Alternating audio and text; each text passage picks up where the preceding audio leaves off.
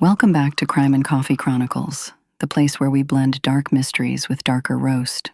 Every episode, we brew a fresh cup and dive into some of the most chilling true crime stories you've never heard of, or never heard quite like this.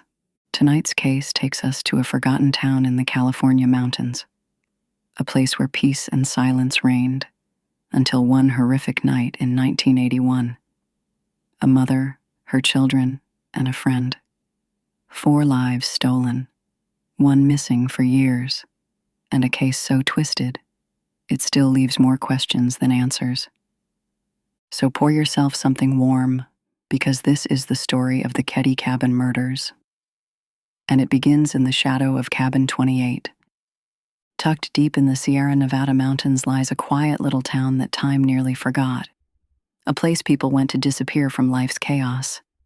But in April of 1981, something far darker came to Cabin 28 in Keddie, California. What happened there would echo for decades and leave a trail of questions, cover-ups, and cold-blooded terror. Keddie was once a peaceful mountain resort town. By the 1980s, it had faded into a shadow of its past. But for Glenna Sue Sharp and her 5 children, it represented hope. Escaping an abusive marriage, Sue had moved her family cross-country from Connecticut in search of a better life. They settled into Cabin 28, a modest, weathered home with thin walls, but thick with second chances. Sue was 36, strong, quiet, and doing everything she could to hold her family together. Her oldest son, 15-year-old John Sharp, was her protector, dependable, mature beyond his years. That night, he invited over his best friend, Dana Wingate, a cheerful, well-liked teen who was always cracking jokes.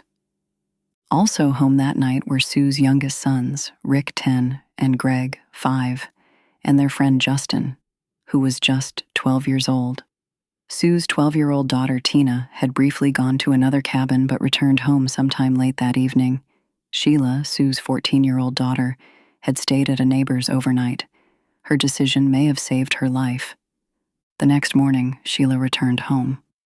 What she saw inside Cabin 28 would haunt her forever.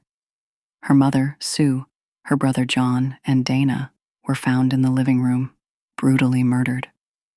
The crime scene was horrific. They had been bound with electrical and medical tape, beaten, stabbed, and left in pools of blood.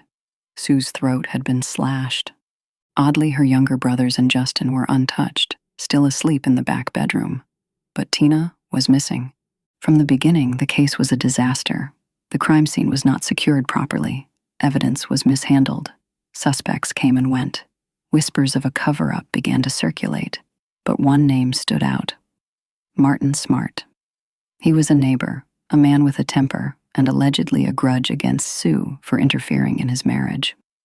Martin's houseguest at the time, John Bo Bubede, was an ex-con with possible ties to organized crime. The two were reportedly seen together the night of the murders, and Bo matched one of the police sketches based on witness descriptions. Still, no charges were ever filed. One of the strangest elements of the case?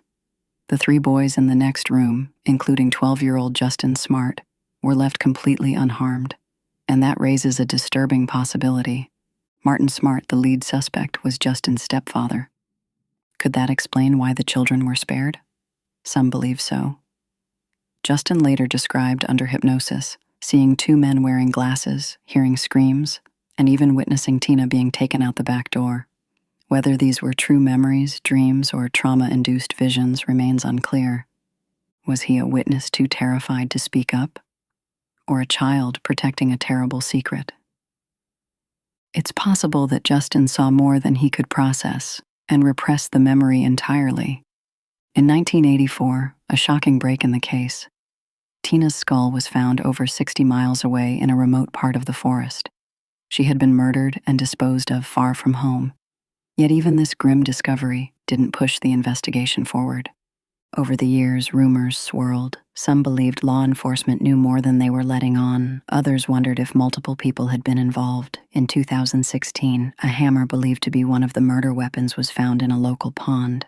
New DNA evidence emerged and reportedly matched a living suspect. Yet no arrests have ever been made. The cabin was eventually torn down.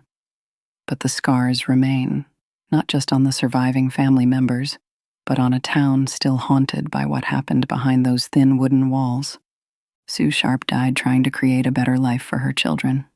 John and Dana were young men with bright futures, robbed of everything. Tina was just 12 years old, and Sheila, who discovered the horror, still seeks justice for her family over 40 years later. The Keddie Cabin Murders remain one of America's most chilling, unsolved crimes. Some mysteries fade with time, but not this one. If you have any information about what happened at Cabin 28, contact the Plumas County Sheriff's Office, because somewhere out there, someone knows the truth. At Crime and Coffee Chronicles, we don't tell these stories to sensationalize the horror. We tell them to remember the victims, to speak their names, and to bring light to the dark places where justice has yet to be served. In this case, there are still unanswered questions, still people out there who may know something. And if telling this story helps one person come forward, then it's worth it. Before we go, let's ease out of this dark tale with something warm. Today's featured brew, Campfire Noir. To make it, start with 1 cup of boiling water and 2 tablespoons of dark roast ground coffee. Add 1 teaspoon of smoked cinnamon or a pinch of smoked paprika for a little mountain campfire vibe. Stir in a small square of dark chocolate until melted and finish it with a dash of maple syrup. Smooth, smoky, and bold, perfect for tales like this.